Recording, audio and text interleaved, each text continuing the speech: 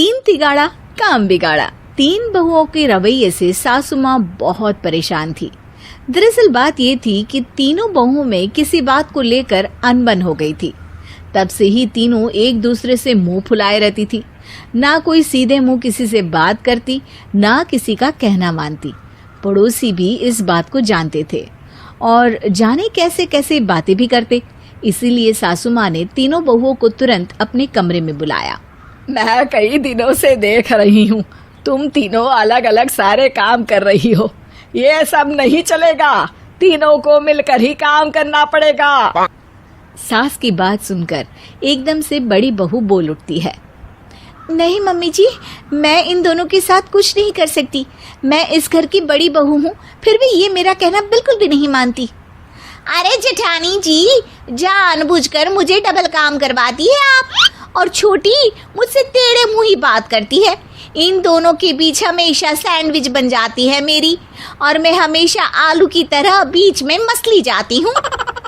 Mummy जी, इन दोनों को लगता है कि मैं छोटी हूँ तो इनके पैरों तले दब जाऊंगी, लेकिन नहीं, मेरा भी उतना ही अधिकार है जितना इन दोनों का है। बड़ी आई दोनों मेरी चुगली करने के लिए, मुझे क्या कम समझ रखा है।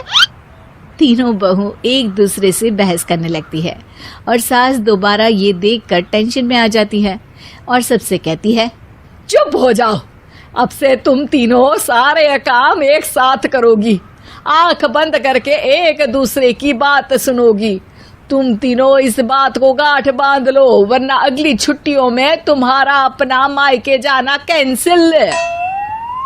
सास की बातें सुनकर डर के मारे तीनों हामी भर देती हैं। जी मम्मी जी, मैं समझ गई। हाँ मम्मी जी, जैसा आप कहें। आप जो कहेंगी मैं वही करूंगी। तीनों बहू सास की बात को गांठ बांध लेती है और वादा करती है कि अब से सारे काम वो तीनों एक साथ मिलकर ही करेंगी। ये सब देखकर सास खुश हो जाती है और वहां से चली जाती है। नीचे जाकर वो देखती है कि घर में शर्मा जी आए हुए होते हैं। सास जोर से आवाज लगाकर कहती है, अरे बहू, जरा चाय बनाकर तो लाना, शर्मा जी आए हैं। सास की बात सुनकर तीनों बहू तुरंत किचन की ओर भागती है और चाय बनाना शुरू कर देती है। मुझे तो एकदम मसाले वाली कड़क चाय पसंद है, तो हम शर्मा जी के लिए मसाले वाली चाय ही बनाएंगे। अरे नहीं दीदी, गर्मी के मौसम में मसाला चाय कौन पीता है? मैं तो शर्मा जी के लिए इलायची वाली चाय ही बनाऊंगी। ये कैसी बात कर रही हैं आप दोनों? मेरी मम्मी ने सिखाया है कि मेहमान को ज्यादा दूध और शक्कर वाली चाय देनी चाहिए, वरना वो घर वालों को कंजूस समझते हैं। तो मैं तो शर्मा जी को ऐसी ही चाय दूंगी। तीनों बहुएं अपने अपने तरीके से चाय में शक्कर, मसाला, पत्ती सब डाल देती है। उबलने के बाद तीनों मिलकर चाय बाहर लेकर जाती है और शर्मा जी और सासू माँ को देती हैं। चाय पीने के बाद शर्मा जी सासू माँ को देखकर शर्मा जाते हैं और शर्मिंदा महसूस करते हैं कि आखिर उन्होंने चाय पीने के लिए हामी क्यों भरी।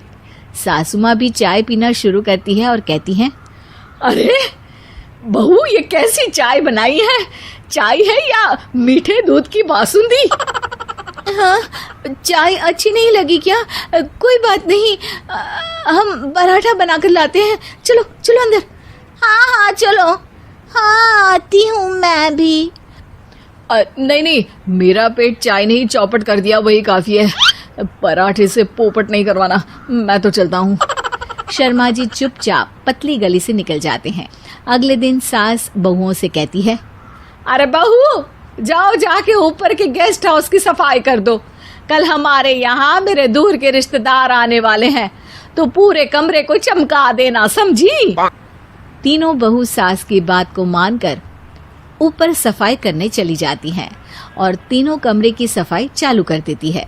बड़ी बहू मकड़ी के जाले साफ करती है, तो बीच वाली झाड़ू लगाना और छोटी वाली सर्फ डालकर जमीन धोना शुरू कर देती है।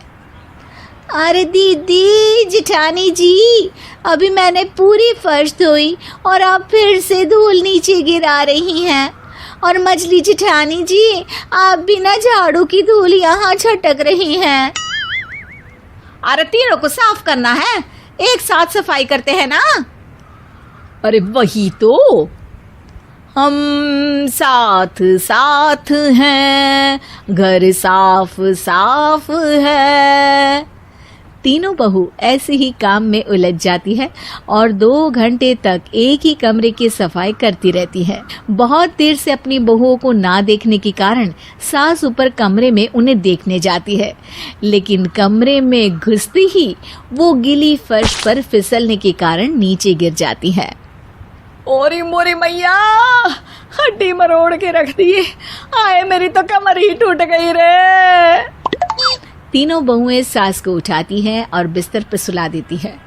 अरे मेरे हाथ पैर दर्द कर रहे हैं, दबा दो, आराम मिलेगा। हाँ जी माँ जी। अरे जी माँ जी, जी माँ जी। और तीनों बहुएं एक साथ सास के हाथ को दबाना शुरू कर देती हैं। माँ की तो चीख ही निकल जाती है और नतीजा ये होता है कि सास के बचे हुए शरीर में भी दर्द उठ जाता है। हाय राम, ये क्या कर दिया तुम तीनों ने। अरे मेरी तो किस्मत ही फूटी है कि तुम जैसी बहुएं मुझे मिली। हे भगवान, पूरे शरीर में दर्द बढ़ गया है। अब तो पता नहीं कि चल भी पाऊंगी या नहीं। माफ करो, मुझे गलती हो गई मुझसे कि तुम तीनों को एक साथ काम करने के लिए बोला।